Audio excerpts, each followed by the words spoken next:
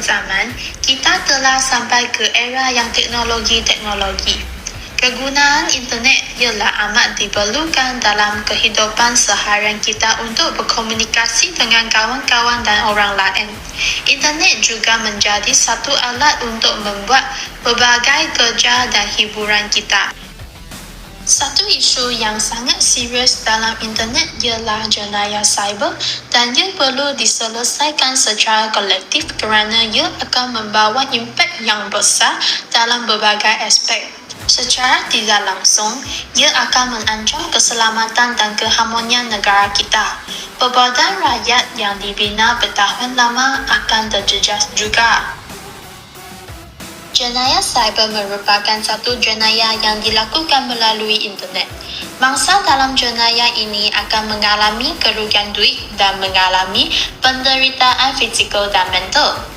Penipuan jenayah cyber akan menggunakan internet untuk muat turun langkah mencuri, memeras ugut, menipu harta benda, pemalsuan dan mengubah data-data. Perbuatan jahat yang biasalah dalam kehidupan kita termasuk penipuan, kerosakan dan mengubah program dalam komputer, mencuri maklumat, capaian secara tidak sah ke atas sistem, pengintipan, penyebaran virus dan banyak lagi. Satu soalan di sini adalah sedangkan kita akan menjadi mangsa penipuan dalam talian jika kita melayari laman yang tidak selamat.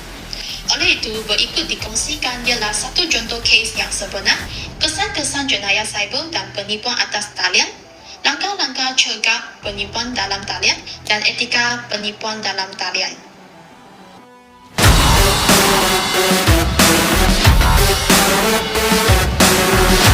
Pada 23 Januari 2024 yang lalu, di Ipoh, seorang peniaga wanita Cina yang berumur 61 tahun terjerumus dalam penipuan pelaburan emas yang tidak wujud dan kerugian 6.22 juta ringgit, menjadi kes penipuan yang terbesar dalam Perak.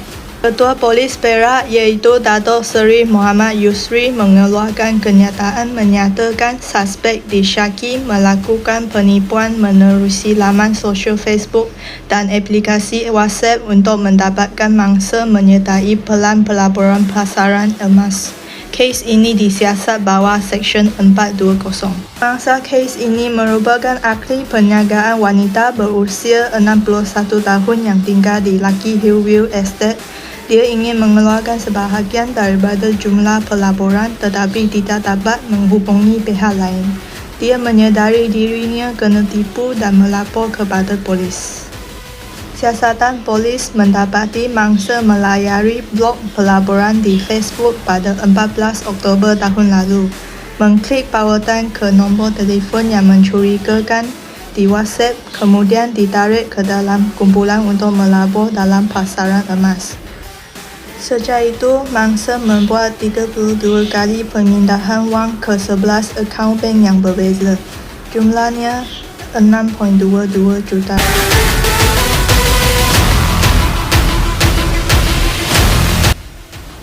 Pertama, kesan ke atas individu termasuk hilang kepercayaan terhadap orang lain.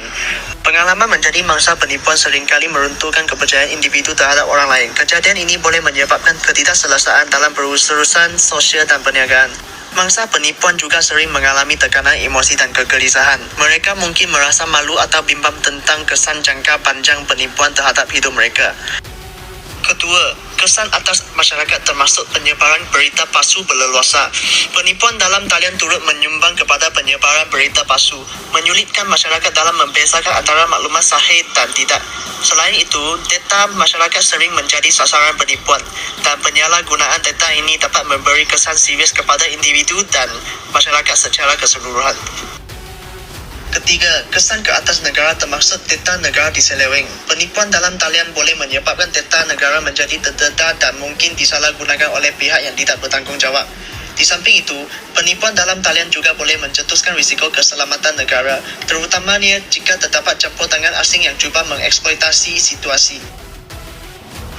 Kesimpulannya, penipuan dalam talian bukan sahaja menimbulkan impak individu tetapi juga meruncing kepada isu-isu sosial dan keselamatan yang perlu ditangani bersama oleh masyarakat dan pihak berkuasa. Peranannya dalam membina kesedaran dan meningkatkan literasi digital menjadi semakin penting dalam menghadapi ancaman ini.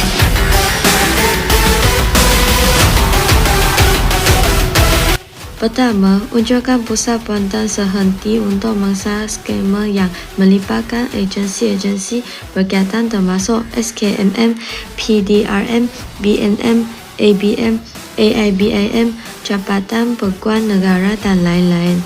Terdapat sekurang-kurangnya 3 lokasi di Kuala Lumpur, Kota Kinabalu dan Kuching. Setiap satu pusat penyelarasaan anti penipuan berbagai agensi yang sebenarnya terletak di Bank Negara Malaysia. Kedua, tukar sistem pengesahan perbankan dalam talian daripada SMS TSC kepada sistem pengenalan yang lebih selamat dan tetap hanya berdasarkan pengesahan peranti yang didaftarkan dengan pemilik akaun bank. Contohnya, mengarahkan bank atau situasi kewangan menjalankan pengesahan transaksi yang dimiliki sebilangan besar menggunakan biasa. Silakan panggilan untuk urus niaga perdagangan SIX atau transaksi di luar aktiviti akaun bank biasa. Tuan Ahmad Fahmi bin Muhammad Fajil ialah seorang ahli politik Malaysia berketurunan Melayu. Yang ketiga, Fahmi ini menunjukkan bahawa kerajaan mengarahkan semua syarikat telekomunikasi untuk menjalankan perkhidmatan awam melalui panggilan telefon berskip dan berbualan dengan menipu dan memberi amaran supaya tidak mendengar panggilan daripada penipu tersebut. Keempat, kerajaan juga perlu mengadakan perbincangan dengan mengendali platform digital media sosial yang paling kerap disalahgunakan oleh penipu untuk aktiviti jenayah untuk mengambil langkah segera bagi mengerahkan platform ini daripada terus disalahgunakan untuk aktiviti penipuan.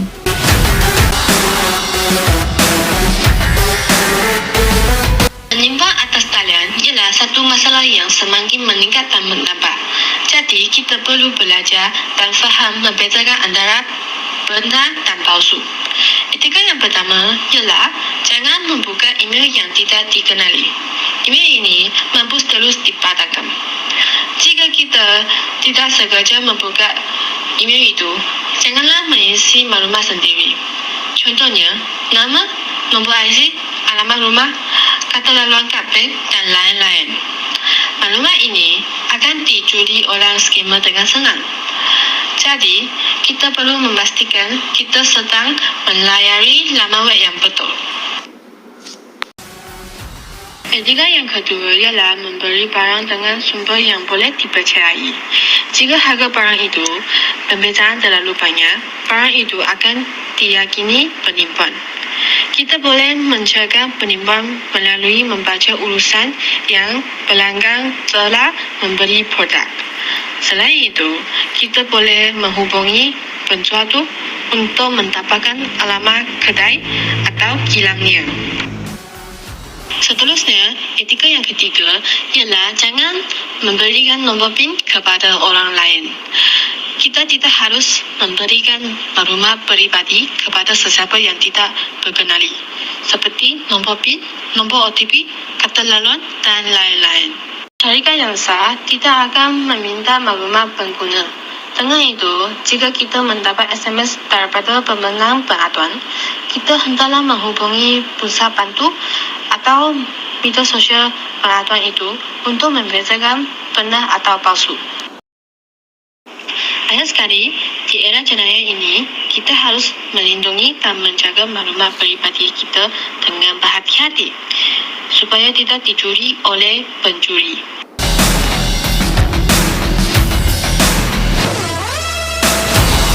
Secara keseluruhannya, terutamanya internet, telah menjadi sebahagian penting dalam kehidupan harian kita.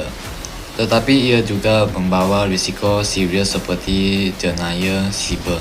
Kes Penipuan pelaburan emas di Ipoh menjadi contoh kes yang menunjukkan kesan negatif yang luas, termasuk hilangnya kepercayaan, penyebaran berita palsu, dan risiko keselamatan negara. Kesannya melibatkan individu, masyarakat, dan negara, dan tindakan kolektif perlu diambil untuk melawan penipuan dalam talian.